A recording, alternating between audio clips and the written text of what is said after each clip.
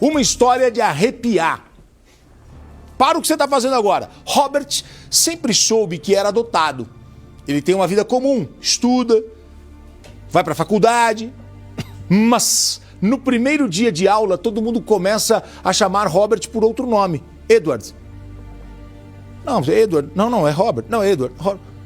Dizem que ele é a cara de um tal de Edward. O Robert quer tirar isso a limpo. Ele encontra o Edward e ele não acredita no que vê. Robert, Edward. Eles são idênticos. Ficam até famosos na universidade. A história vai parar nos jornais e um desses jornais chega à casa do terceiro personagem dessa história, David. Ele vê a foto de Edward e Robert e o David não consegue acreditar. Ele também é igual aos dois. Cada um tem sua casa, cada um tem sua família. 3 pessoas idênticas que não se conheciam. Resolvem fazer um exame de DNA e comprovam que eles são irmãos. Só que a história fica ainda mais interessante e, digamos, sombria, porque os trigêmeos descobrem que foram vítimas de um experimento cruel comandado por um médico psiquiatra. Quando eles eram bebês, os 3 irmãos foram enviados para lares adotivos diferentes de propósito e as famílias nunca souberam que eles tinham irmãos.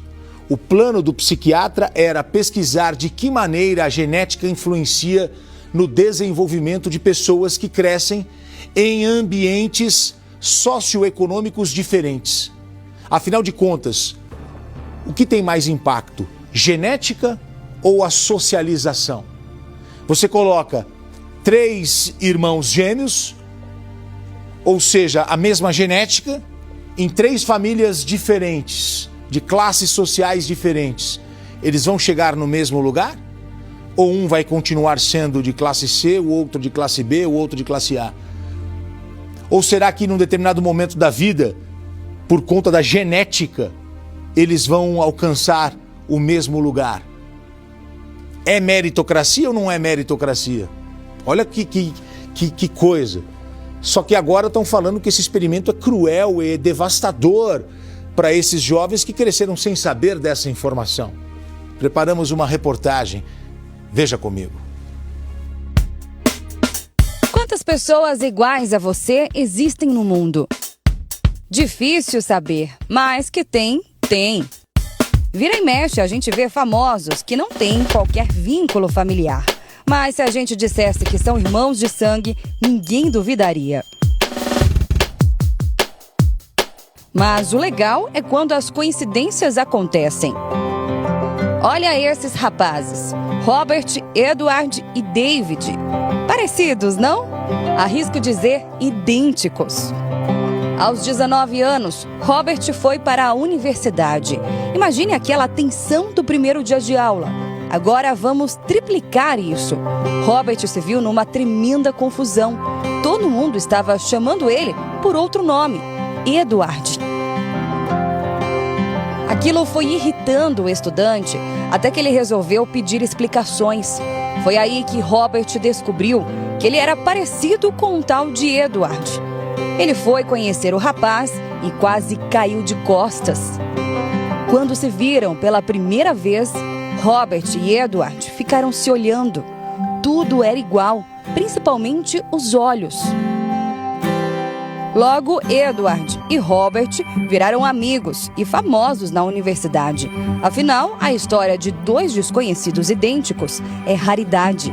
Os 2 jovens, que também tinham a mesma idade, estamparam até jornais. E aí é que a história fica ainda mais inacreditável. O jornal com as fotos de Edward e Robert circula na cidade e chega à casa de David. Ele não acredita, observa a foto e pensa: quem são estes 2 que são idênticos a mim?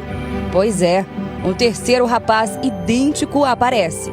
Agora são Robert, Edward e David, 3 irmãos separados quando eram crianças, que se reencontraram aos 19 anos, por acaso.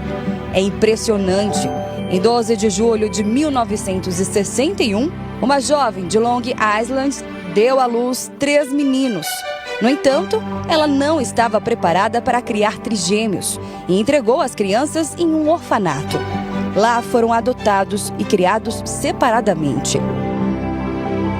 Logo, Edward, David e Robert se tornaram fenômenos midiáticos. Participaram de diversos programas de TV e até fizeram uma participação especial no filme Procura-se Susan Desesperadamente, de 1985, estrelado pela Madonna.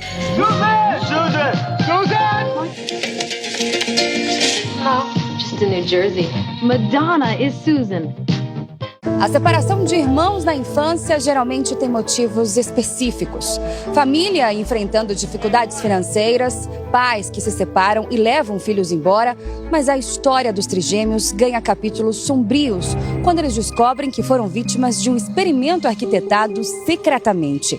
Na época, uma agência de adoção enviou cada um dos irmãos para uma família diferente. Detalhe: a informação de que tinham irmãos foi omitida das famílias adotivas, mas algo ainda mais secreto estava prestes a ser revelado.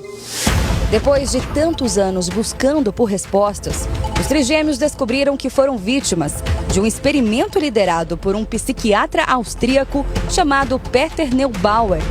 O plano dele era pesquisar de que maneira a genética influencia no desenvolvimento de gêmeos que crescem em ambientes socioeconômicos distintos. Afinal de contas, o que tem mais impacto? Genética ou socialização? Os seres humanos são moldados pelo ambiente em que vivem ou é o DNA que determina quem são e quem se tornarão? Para responder a essas perguntas, Neubauer e a equipe dele monitoraram os jovens ao longo dos anos, sem nunca revelar às famílias os verdadeiros motivos da investigação. Um dos irmãos, Edward, morreu há 29 anos, antes, inclusive, de saber toda a verdade sobre o experimento. O psiquiatra também morreu, mas pouco antes da morte, em 2008, Neubauer deixou os detalhes da pesquisa guardados em arquivos da Universidade de Yale, com acesso restrito até 2065. Olha aí, minha gente, que história, né? Virou filme, virou série, eles já participaram de filmes também. Que experimento é esse, hein? E ao se encontrarem, eles acabam meio que interrompendo esse estudo, porque isso aconteceu muito cedo, 19 anos, mas uma crueldade fazer isso com eles. Também acho cruel, acho que mexe muito com a vida da pessoa para sempre, né? E eu acredito muito na socialização, sabe? Acho que o ambiente, ele tem uma força muito grande para mostrar e direcionar quem você vai ser na sua vida, sabe? E não tem meritocracia, né? Porque é o seguinte, gente, obviamente, quando começa um jogo, quem está na classe mais elevada tem muito mais possibilidades do que aquele que está na parte de baixo da pirâmide. Isso é uma realidade. Tanto é que outro dia, viu, Luca, um milionário falou assim, seguinte, eu vou abrir mão aqui da minha fortuna e vou pegar um dinheirinho, em um ano vocês vão ver que eu já vou ter $1 milhão. E ele saiu com $100. Começou a morar em albergue, comer de doação, que não sei o quê, primeiro mês, segundo mês, terceiro mês, no 7º mês ele teve que parar porque não aguentou. Aí teve que voltar para a fortuna dele, para a grana dele. Então, amigão, quem começa o jogo atrás tem muito mais luta e dificuldade, né? Essa questão o ambiente influencia, onde demais, a pessoa está, onde a pessoa cresce. Minha filha fez um projeto uma vez, Gotino, numa comunidade, para dar aulas de matemática para jovens de comunidade, para dar um pouco mais de chance. E eu fui lá um dia dar uma palestrinha para a galera lá e eu vi jovens muito promissores, só precisava de um empurrãozinho, isso, sabe? Só um empurrãozinho. O brasileiro muitas vezes precisa de uma oportunidade. E muitas vezes a oportunidade não chega.